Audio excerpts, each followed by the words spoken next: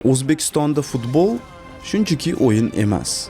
Bu erta g'alabalar, achchiq mag'lubiyatlar va bukilmas umidlardan iborat 10 yilliklarga cho'zilgan orzudir. Tasavvur qiling, endigina mustaqillikka erishgan yosh davlat ko'ksida oq bo'rilar timsoli bilan maydonga chiqib, jahon futbolini zabt etishga intilmoqda.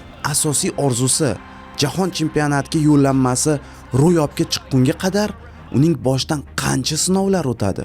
Biroq bugungi hikoyamiz shunchaki o'yinlar va gollar ro'yxati emas. Biz to'p nima uchun aynan shunday uchishini, o'yinchilarning ongi bosim ostida qanday ishlashini va maydondagi odatiy holatlar ortida qanday ilmiy hodisalar yashiringanini tushunish uchun futbol pardasi ortiga nazar tashlaymiz. Sizni qiziqarli ilmiy ommabop lavhalar kutmoqda. Men zarba fizikasi haqida so'zlayman. Qanday qilib aylantirilgan to'p darvozabonni aldaydi, penalti misolida o'yin nazariyalari, hal qiluvchi zarbadan oldin futbolchining miyasida nima kechishi haqida aytib beraman. Undan tashqari mamlakat iqtisodiyoti va sportchilarning genetikasi yutuqlarga qanday ta'sir qilishini bilib olamiz, harakatlar biomexanikasi sirlarini ochamiz va hatto tribunadagi shovqin hakamning qarorlariga qanday ta'sir etishi mumkinligini aniqlaymiz. Va bularning barchasi O'zbekiston terma jamoasining dramatik solnomasi fonida ilk g'alabalardan to uzoq kutilgan jahon chempionati 2026 yo'llanmasigacha. Bu noodatiy son. Biz O'zbekiston terma jamoasi nihoyat shuncha yillardan keyin jahon chempionatiga chiqqanidan emotsiyalarga berilib va shunchalik g'ururlanib, hurmat tariqasida aynan futbol haqida noodatiy son qiladigan bo'ldik. Bu videomiz eski formatlarga o'xshamaydi. Bu safar ko'proq aynan O'zbekiston futbolining tarixiga berilamiz. Chunki har bir futbol muxlisi va futbolga qiziqadiganlar O'zbekiston jahon chempionatiga chiqishdan oldin nimalarni kechirganini bilib olish kerak. Biladiganlar esa xotirasini yangilagani qarshi bo'lmasa kerak. Xullas, salom. Bu Texnoplov, men Sadulla Abdullayevman, O'zbekiston terma jamoasi boss. Butun stadion olqishlamoqda.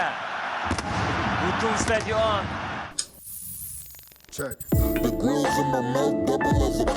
90-yillar boshi. Sovet ittifoqi parchalandi, xaritada mustaqil O'zbekiston paydo bo'ldi. Yangi davlat, yangi terma jamoa. O'zbekiston terma jamoasining ilk rasmiy o'yini 92-yilda bo'lib o'tdi. Ana o'shanda qo'shni Tojikiston bilan 2-2 hisobida durang o'ynadik. Yosh jamoa endigina oyoqqa turmoqda, biroq uning maqsadlari ulkan va 2 yil o'tar o'tmas O'zbekiston butun Osiyoni lol qoldirgani ulgurdi. 1994-yil Hirosima Osiyo o'yinlari finali. Raqib kuchli Xitoy terma jamoasi. Biz kabi yangi kelganlar mintaqa polvonlariga bas kela olmasligi aniqqa o'xshar edi. Ammo oq bo'rlar xitoyliklarni 4-2 hisobiga yengib, Osiyo o'yinlarining oltin medallarini qo'lga kiritib, katta sensatsiyaga sabab bo'lishdi. Mustaqillikdan atigi 3 yil o'tib, qo'lga kiritilgan birinchi yirik sovrinni butun mamlakat nishonlandi. Bu g'alaba shunchaki sport yutug'i emas edi. U xalqqa umid va g'urur bag'ishladi. Futbol og'ir o'zgarishlarni boshidan kechirayotgan millat uchun birlik ramziga aylandi. Mana ko'z oldingizda tasavvur qiling. Tribunalar jo'sh urmoqda. Sharhlovchi baxtdan ovozi bo'g'ilib ketmoqda. O'yinchilar quvonch yoshlari bilan bir-birlarini quchoqlashmoqda. O'zbekiston Osiyo o'yinlari g'olibi. O'sha turnir qahramonlaridan biri musobaqaning eng yaxshi to'purari Igor Shkvirindir. Uning gollari o'sha paytda mo'jizadek tuyulgandi. Ammo bizga ma'lumki, maydondagi har qanday mo'jiza ortida fan turadi. To'p devorni aylanib o'tib, aql bovar qilmas yoy bo'ylab 9'likka uchib kirgan golni eslaysizmi? Aslida to'p fizika qonunlariga bo'ysunadi. Nega koptoni agarda siz burab tepsangiz, u yoy bo'yicha qarab yuradi. Mana qarang. Mana bu koptokni siz shunaqa tepdingizki, u o'ngga qarab aylanishni boshladi va to'g'riga qarab uchib ketyapti, to'g'rimi? Mana shu payt koptokni to'g'risidan shamol keladi-ku, mana bu yerga urilib orqaga ketadi va havoda aylanib turgan to'p o'ng tarafi shamol bilan birgalikda tezroq yuradi ammo chap tarafi to'g'riga qarab burilayotgani uchun havoga qarshi kelayotgan bo'ladi, mana bu yerdan kelayotgan havoga. Va fizika qonunlari bo'yicha qayerdaki shamol tezroq o'tayotgan bo'lsa, ana o'sha yerda bosim past bo'ladi. Qayerdaki shamol qiyin o'tayotgan bo'lsa, ya'ni qarshilik ko'rsatayotgan bo'lsa, ana o'sha yerda bosim qattiq bo'ladi, kuchli bo'ladi. Va natijada nima bo'lyapti? Natijada to'g'riga uchib ketayotib, aylanib turgan koptokni o'ng tarafidan bosim kuchsizroq bo'lgani uchun va chap tarafdan bosim kuchliroq bo'lgani uchun u to'g'riga qarab o'ngga ketib qoladi. Mana shunaqasiga yoy bo'yicha koptok qimirlaydi. Samolyotlarning qanotlari ham mana shu havoning bosimi prinsipi bo'yicha samolyotni tepaga ko'taradi va bu haqida aeroport qanday ishlaydi degan videomizda aytib berganman. Qiziq bo'lsa mana ko'rishingiz mumkin. David Beckham yoki Cristiano Ronaldo jarima zarbalarini qanday amalga oshirganini ko'rgan bo'lsangiz kerak. Ular ham mana shu havo bosim qonunini ishlatishadi. 1994-yilda o'zbek ustalari ham mana shu usulni egallagan edilar. Fizika hatto gigantlarni ham mag'lub etishga yordam berdi. Albatta, ular ana shu payt hech qanaqa aerodinamika haqida o'ylab o'tirishmagan, shunchaki ularning sezgirligi va mashqlari o'z natijasini bergan. Birinchi katta g'alaba O'zbekistonga qanot bag'ishladi. Mamlakatda futbol ishtiyoqi avj oldi. Bolalar ertadan kechgacha hovlilarda to'p tepib, yangi Shkvirinlar va Qosimovlar bo'lishni orzu qilishardi. Futbol madaniyatga singib bordi va terma jamoa g'alabalar ta'mini totdi. Ammo uni oldinda eng ezgu maqsadi jahon chempionatiga kirib olish yo'lida jiddiy sinovlar kutayotgan edi. 90-yillar oxiri 2000-yillar boshi. O'zbekiston Osiyoning ko'plab jamoalari ustidan barqaror g'alaba qozonmoqda, biroq jahon chempionatiga chiqish ancha murakkab vazifa edi. Saralash turnirlarida muvaffaqiyatning birgina marta chaqnab berishi yetarli bo'lmagan. Barqarorlik, tajriba va ba'zan ozgina omad kerak bo'lgan. Va aynan mana shu omad O'zbekiston terma jamoasiga yetishmasdi. Ayniqsa Germaniyada bo'lib o'tgan jahon chempionati 2006 ga yo'l olish jarayoni og'ir kechdi. O'shanda O'zbekiston uzoq yo'lni bosib o'tdi. Mundialga borish huquqi uchun play-off o'yinlariga chiqdi. Bahrayn terma jamoasi raqib bo'ldi bizga. Toshkentdagi birinchi o'yin. Biznikilar 1-0 hisobda oldinda borishmoqda. Ikkinchi golni ham urishdi. Ammo hakam bahsli qoidabuzarlik tufayli uni bekor qildi va bu mutlaqo kutilmaganda epizodni qayta o'ynash o'rniga raqib foydasiga erkin zarba tayinladi. Hakamning protokolni qoidani qo'polchasiga buzgani natijasida FIFA o'yinni bekor qildi va ikkala jamoa 0 dan boshdan o'ynash kerak deb aytdi. Bir necha haftadan so'ng o'yin boshdan qo'yildi. O'yinchilar va muxlislarning holatini tasavvur qiling. 1-0 hisobidagi g'alaba qo'lda edi va to'satdan byurokratik qoidabuzarlik tufayli uni doskadan bo'r kabi o'chirib tashlashdi. Qayta o'yinda O'zbekiston g'alaba qozonish o'rniga faqatgina 1-1 hisobidagi durangga erishdi. Javob o'yinda esa safarda yana durang 0-0. Mehmondagi gol qoidasiga ko'ra Bahrayn navbatdagi bosqichga o'tib ketdi. Shu tariqa Germaniya 2006 orzusi puchga chiqdi. Bu haqiqiy shok, tushkunlik. Go'yo jamoa biror marta ham mag'lub bo'lmagan, ammo g'alati tasodif tufayli baribir kurashdan chiqib ketgandi. O'shanda muxlislar alam qilgandan, xafa bo'lgandan televizorlarni sindirib tashlashgan bo'lishsa, men hayron bo'lmayman. Kimdir esa ehtimol birinchi marta o'ylagandir. Bizga nisbatan noxolis munosabatda bo'lishganmikin hakamlar? Aslida hakamlar ham inson. Ularga ham xato qilish xos. Qizig'i, sport ilmi o'z izohini beradi. Masalan, mana tribundagi kuchli bosim hakamlar qaroriga ta'sir qila olishi allaqachon kuzatilgan. Tadqiqotlar shuni ko'rsatadiki, o'yinlar bo'sh tribunalar ostida o'tkazilganda, pandemiya paytida masalan, uy maydoni effekti deyarli yo'qolgan. Hakamlar uyda ham, mehmonda ham jamoalarni bir xil jazolashgan. Ammo tomoshabinlar qaytgach, mehmondagi jamoalarga tez-tez kartochkalarni ko'rsatishni boshlashdi. 10 minglab muxlislarning shovqini ong ostida bosim o'tkazadi va bu o'rganilgan narsa. Balki Bahrayn bilan bo'lgan o'sha qayta o'yinda hakam ham atrofdagi mana shu ulkan taranglikni his qilgandir. Lekin haqiqatni qabul qilib 2005-yilning achchiq tajribasi xotiramizda uzoq saqlanib qoldi. Biroq faqat mag'lubiyatli bo'lmagan bizda. O'sha yillarda terma jamoa asta-sekin kuchayib borishni boshladi. 2004-yilda Osiyo chempionatida O'zbekiston qit'a miqyosida o'zini ko'rsatishdi, chorak finalga qadar yetib borishdi, yangi yulduzlar paydo bo'ldi. Iste'dodli o'yin tashkilotchisi Mirjalol Qosimov, to'plamlar bilan gol urib terma jamoaning eng yaxshi snayperiga aylangan hujumchi Maksim Shatskix 34 ta gol va Server Jiparov keyinchalik Osiyoda 2 marta yilning eng yaxshi futbolchisi unvoniga sazovor odam. O'zbekiston mintaqada jiddiy kuch sifatida tan olina boshlandi xullas. Uni hatto Osiyo futbolining uyqudagi giganti deb ham atashdi.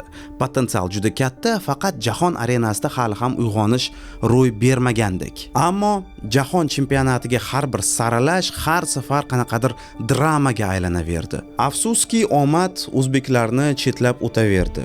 Go'yo taqdirni o'zi bizga qarshi o'ynayotgandek va muxlislarni va jamoani irodasini sinayotgandek his qilingan.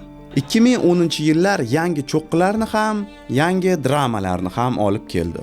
O'zbekiston terma jamoasi Osiyo kuboklarining doimiy ishtirokchisiga aylandi va 2004-yildan boshlab har bir turnirda guruhdan play-offga chiqishni boshladi. Cho'qqi nuqtasi bu 2011-yildagi Osiyo kubogi. Kapitan Server Jiparovdan ilhom olgan o'zbekistonliklar yarim finalga chiqdilar. Tarixda birinchi marta u yerda ularni kuchli Avstraliya to'xtatdi, ammo va shafqatsizlarcha to'xtatdi. Kengurudek sakrab o'tishdi. 0-6. Ammo Osiyoda 4-o'rinni olish bu ilgari faqat orzu qilish mumkin bo'lgan yutuq edi. Turnirdagi mana shu g'alabali yurish shuni ko'rsatdiki, O'zbekiston eng kuchlilar bilan tengma-teng kurashishga qodir. Muxlislar o'shanda endi tez orada jahon chempionatiga yo'l olishimiz aniq deb aytishardi. Axir jamoa yaxshi holatda edi. Futbolchilar o'zlarini ko'rsatishgan, katta o'yinlar tajribasi orttirilgandi. Biroq Jahon chempionati 2014 va 2018 saralash sikllari o'z sinovlarini tayyorlab qo'ygan edi bizga. Braziliyada bo'lib o'tadigan Jahon chempionati 2014 saralashi o'zbek futbol tarixiga eng alamlilardan biri bo'lib kirdi. Terma jamoa juda ham munosib ishtirok etdi. Hal qiluvchi guruhda mundiallarning doimiy ishtirokchisi bo'lgan Janubiy Koreya bilan bir xil ochko to'pladi. Ular marraga yelkama-yelka kelishdi, ammo to'plar nisbati bo'yicha koreyaliklar atiga bir golga ustun kelib, to'g'ridan-to'g'ri yo'llanmani qo'lga kiritishdi va oshib ketishdi bizdan. O'zbekiston esa yana play-off o'yinlarini o'tkazishi kerak bo'ldi. Bu safar Iordaniyaga qarshi. Ana shunda muxlislarning asablari haddan tashqari taranglashdi. Ikkita o'yin, ikkita durang. Uyda va safarda 1-1 hisobida. Hamma narsa penaltilar seriyasida hal bo'ldi. O'zi aytgancha, penalti lotereyami? Yo'q. Bu sovuqqonlik bilan qilinadigan matematik hisob-kitob va psixologik duel. Futbolchi to'pni nuqtaga qo'yadi, darvozabon chiziqda qotib turadi. Stadion nafasni ichiga yutib, jimib qoladi. Jahon chempionatiga yo'llanma taqdiri hal bo'lmoqda mana hozir. Yugurish, zarba, gol yoki sayf. Bor yo'g'i bir lahza. Garovda esa butun umrlik orzu. Hech bir o'ylab ko'rganmisiz? O'yinchi mana shu payt koptokni yoniga yaqinlashayotgan paytda o'zi nimalarni his qiladi? Uning yuragi gupillab uradi, og'zi qurib qoladi va adrenalin va kortizol, bu stress gormonlari haddan tashqari ko'payib ketishni boshlaydi. O'yinchining miyasi maksimal tarzda haligi cheklovlarga yetib borib ishlashni boshlaydi. Hayvoniy qo'rquvni bostirish va mushaklarni mashg'ulotdagi kabi harakat qilishga majbur qilish kerak o'yinchi hozir. Eng yaxshi futbolchilar butun dunyo to'xtab qolgandek va faqat u va to'p qolgandek bo'ladigan oqim holatiga kira oladilar. Bu harakatdagi futbol neyropsixologiyasi deyiladi. Bosimni yengish qobiliyati. Tajribali sportchilar asab tizimini tinchlantirish uchun nafas olish, diqqatni jamlash usullarini qo'llaydilar. Chuqur nafas olish, uzoq nafas chiqarish va avtomatdagidek zarba berish. Agar vahimaga berilsa, kuyib ketishi mumkin. Shunaqa bo'lib qolsa, aniq zarba haqida orzu qilish befoyda. Qizig'i shuki, penaltilar o'zi strategiya ilmi deb hisoblanadi va darvozabon penalti paytida tasodifiy tarafga o'zi oldindan hal qilib sakraydi. Nega unaqa? Chunki masalan tepayotgan odam har doim burchakka tepaversa, bitta burchakka darvozabon oxir oqibat bu narsani eslab qoladi va ana shu yerga sakrashni boshlaydi. Yoki darvozabon faqatgina bitta tarafga sakraversa, tepayotgan odam ham ha bu ko'pincha chap tarafga sakraydi masalan deb o'ng tarafga tepadi. Shuning uchun ikkala o'yinchi ham, tepayotgan odam ham, darvozabon ham tasodifiy ko'rinishda strategiyani tanlaydi. Maqsad ikkinchi odamga xatti-harakatlaringizni bashorat qilishga bermaslik. Va undan tashqari to'p tepilgan paytda 0.3-0.4 sekund mobaynida darvozaga yetib boradi. Agarda 110-120 km/soat tezlikda uchayotgan bo'lsa va mana shu payt darvozabonni aniq oyoqqa yoki koptokka qarab o'tirishga vaqti yo'q. U zarba bilan bir paytda qayerga sakrashni hal qiladi. Taxminiy ko'rinishda. Agarda taxmin qilmasdan koptokni o'zini kuzatib o'tirsa, ulgurmasligi mumkin. Endi esa davom etishimizdan oldin sal mavzudan tashqariga chiqib turaman. Reklama. Bilasizmi, ba'zilarda mana shunday bo'ladi. Qahvaxonada o'tirib, video ustida ishlayotganingizda qaniydi endi studiyani ryukzakda olib yursam edi deb o'ylaysiz. Va mana shu payt Asus ProArt P16 ni chiqarasiz xolos va studiya sizni stol ustingizda paydo bo'lib qoladi. Unda 16 dyuymli sensorli OLED displey bor. Ranglari juda aniq, Pantone sertifikatli milliondan birga kontrasti bor. Mana shu ekranga rangni tuzatish va VFX ishlarini ishonib topshirsa bo'ladi. Ichida esa AMD Ryzen AI 9HX 370 protsessori va noutbuklar uchun Nvidia GeForce RTX 50 seriyali video kartalari o'rnatilgan. Shunchaki quvvat emas, balki sun'iy intellekt bilan tezlashtirilgan quvvat bu. Deyarli 800 TOPS unumdorligi. Bu darajada neyron tarmoq dizayningizni o'ylab topishini yoki klipingizni montaj qilishni kutib o'tirmasligingiz mumkin. Adobe bilan ishlasangiz, touchpadda DL-Pad virtual boshqaruvchisi mavjud. Agarda yo'lda bo'lsangiz, noutbuk yengil, metaldan va 20 soatgacha ishlaydi. Ha,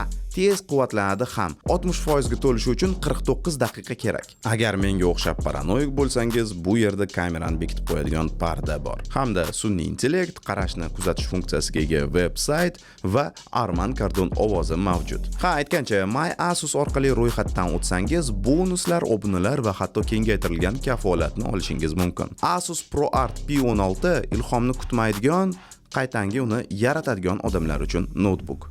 Stadionga qaytamiz. O'shanda 2013-yilning sentyabrida O'zbekistondan yana omad yuz o'girdi. Iordaniyaga qarshi dramatik penaltilar seriyasida jamoamiz 8-9 hisobida mag'lubiyatga uchradi. Tasavvur qiling, 9 ta zarba, ketma-ket urinishlar, oxirgi xatogacha hech kim taslim bo'lmadi. Bu o'zbek muxlislarining yuragiga botgan haqiqiy zarba bo'ldi. Terma jamoa uchun tarixiy g'alabagacha bir qadam qolgandi, ammo orzu yana ustunga urilib qaytgan to'pdek qo'ldan chiqib ketdi. Bunday mag'lubiyat har qanday odamni sindirishi mumkin. Biroq o'zbek futboli yo'li tikanli bo'lsa-da, qat'iyat bilan tepaga intilishni davom etdi. Jahon chempionati 2018 saralashda yana o'sha juda ham tanish holat. Jamoa oxirigacha kurashmoqda, ammo atiga 2 ochko yetishmayapti. Oxirgi o'yinda hamma narsa hal bo'layotgandi. Toshkentda Janubiy Koreya ustidan g'alaba qozonish kerak edi. Stadion liq to'la, odamlar mo'jizaga ishonishardi, ammo 0-0 hisobidagi durang O'zbekistonni mana shu holat yana ortda qoldirdi. Yana guruhda 4-o'rin, play-offga chiqishga ozgina yetishmadi. Taqdirni yana qancha sinash mumkin degan umumiy fikrlar bor. Nazarimda statistikaning o'zi bizga qarshi edi. Butun bir asrning choragi mobaynida urinishlar davomida birorta ham jahon chempionatiga yo'llanma ola olmadik. 7 saralash sikli, 7 marta orzularimiz puchga chiqdi va har safar turli sabablar.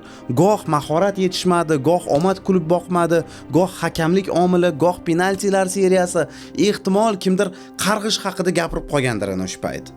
Lekin aslida futbolda hech qanaqa sehr jodu narsalar yo'q.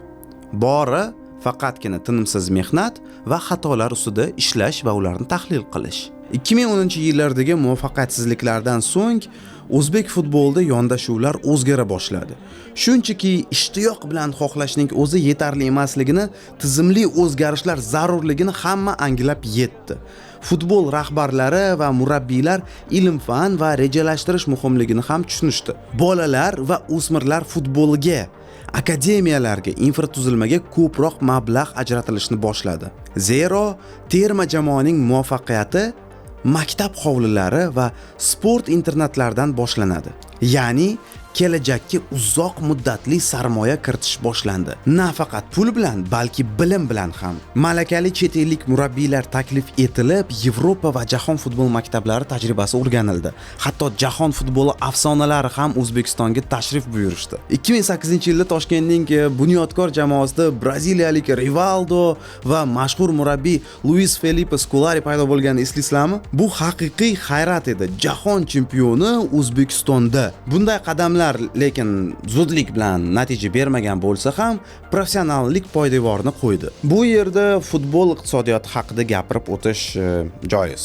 Katta g'alabalar quruq joyda sodir bo'lmaydi. Ularning ortida ko'pincha moliyaviy sarmoyalar va oqilona boshqaruv turadi. Futbol qimmatbaho zavq. Stadionlar, mashg'ulot bazalari, jihozlar, safarlar, murabbiylarga maosh kerak. Terma jamoa taraqqiy etishi uchun federatsiya iqtisodiy jihatdan kuchli bo'lishi shart. 2000 va 2010-yillarda O'zbekiston futbolini rivojlantirish uchun katta mablag' sarfladi. Lekin natijalar albatta darhol ko'rinmadi, ammo asta-sekin o'z ta'sirini ko'rsata boshladi. Yoshlar terma jamoalari sezilarli darajada kuchaydi. U16, U19, U23 jamoalari qit'a chempionatlarda g'alaba qozona boshladi yoki hech bo'lmasa hal qiluvchi bosqichlarga chiqdi. Bu g'alaba qozonishni uddalaydigan iste'dodli avlod yetishib chiqayotgandan dalolat berardi. Aynan shu yigitlar keyinchalik asosiy jamoani to'ldirdilar. Bu muvaffaqiyatning o'ziga xos futbol iqtisodiyoti. Bolalarga sarmoya kiritasiz, keyin kattalar turnirlarida yulduzlarga ega bo'lasiz. Va yana bir muhim omil bu sport fani va texnologiyalari. So'nggi yillarda O'zbekiston terma jamoasi zamonaviy tayyorgarlik usullarini qo'llay boshladi. Futbolchilarning yugurish masofasi haqidagi GPS ma'lumotlarini tahlil qilish, o'yin statistikani baholash uchun XG kabi statistikadan foydalanish, kutilgan gollar statistikasi, psixolog va parhez mutaxassislarini jalb etish. Masalan, aytgancha mana shu XG statistikasi yaratilgan vaziyatlardan kelib chiqib, jamoa qancha gol urish kerakligini tushunish imkonini beradi, bashorat qiladi. O'zbekiston mana masalan ustunlik qilgan, darvozaga 20 ta zarba berib, atiga bir marta gol urgan o'yinlari bo'lgan. XG bo'yicha bu 2 ta 3 ta gol bo'lishi kerak edi. Bunday ma'lumotlar tizim ishlayotganini, faqatgina aniqlik va sovuqqonlikni oshirish kerakligini ko'rsatardi. Ba'zi o'yinlarda esa aksincha, kam sonli vaziyatlar bilan g'alaba qozonilardi. Bu ham xotirjam bo'lmaslikka sabab bo'lardi. Ya'ni mana shu tahlillar rivojlanishni va zaif tomonlarni xolisona baholashga yordam berishni boshladi. Va bundan tashqari biomexanika va tibbiyot ham albatta o'z hissasini qo'shdi. Murabbiylar futbolchilarning yugurish va zarba berish uslublariga e'tibor qarata boshlashdi. Maxsus kameralar va sensorlar zarba berish texnikasini, oyoq kaftning holatini, tana egilish burchagini o'lchay oladi. Va ilgari mana shunday tafsilotlar tajriba asosida o'rganilgan bo'lsa, endi ilmiy aniqlik bilan ishlanmoqda. Texnika takomillashmoqda. Zarbalar kuchliroq va aniqroq bo'lmoqda. Jarohatlash xavfi kamaymoqda. Tasavvur qiling, laboratoriyada o'yinchidan to'pni tepishni so'rashadi-da, unga va butsalarga maxsus effektli kinolardagi sensorlarni o'rnatib qo'yishadi. Keyin kompyuter tizzangizni 2 daraja ko'proq buking, shunda zarba samaraliroq bo'ladi deb maslahat beradi. Bu sport biomexanikasi, futbolga xizmat qiladigan fan. Oldin masalan sizga mana shu 2 gradus ko'proq bukish kerakligi haqida kim aytib berish mumkin bo'lganda? Hech kim. Va nihoyat genetika omilini ham e'tibordan chetda qoldirmaslik lozim. Albatta, futbolchilar DNK bo'yicha tanlanmaydi, haligi kiborglarga o'xshab, ammo olimlar genetik xususiyatlar sport qobiliyatiga juda ham bog'liq ekanligini aniqlashgan. Masalan, ACTN3 geni ko'pincha sprinter geni deb ataladi. Uning ma'lum bir varianti tez yuguruvchilarda ko'proq uchraydi. Kimdadir tabiiy xususiyatlar, masalan bo'y, oyoq uzunligi, mushak tolalarining tarkibi, tezlik yoki chidamlikda ustunlik beradi. Turli yillardagi o'zbek jamoasida turli xil sportchilarni ham ularga ahamiyat bering-da, baland bo'yli, kuchli himoyachilar ham, past bo'yli, chaqqon hujumchilar ham bor. Katta ehtimol bilan Buyuk Ipak davridagi xalqlarning o'sha aralashuvi natijasida bizning genofondimizda mana shunaqa talantlar kokteyli paydo bo'lgan. Ammo hammamiz juda ham yaxshi tushunib turibmizki, genetika qanday bo'lishidan qat'iy nazar, to'g'ri mashg'ulotsiz u o'z kuchini baribir ko'rsatib bera olmaydi. Biroq Iste'dod, mehnat va ilm-fan birlashsa, natija uzoq kuttirmaydi. Va mana shuncha yil fundament qo'yilgandan so'ng haqiqat lahzasi yaqinlashmoqda. Mustaqillikdan keyin tug'ilgan, oldingi muvaffaqiyatsizliklar fonida tarbiyalangan yangi avlod 20-yillarning o'rtalarida maydonga chiqdi. Taqdirdan qasos olish vaqti keldi. O'zbekiston 2026-yilgi jahon chempionati saralash bosqichiga bebaho tajriba va yangi yulduzlarning yosh jasorati bilan yo'l oldi.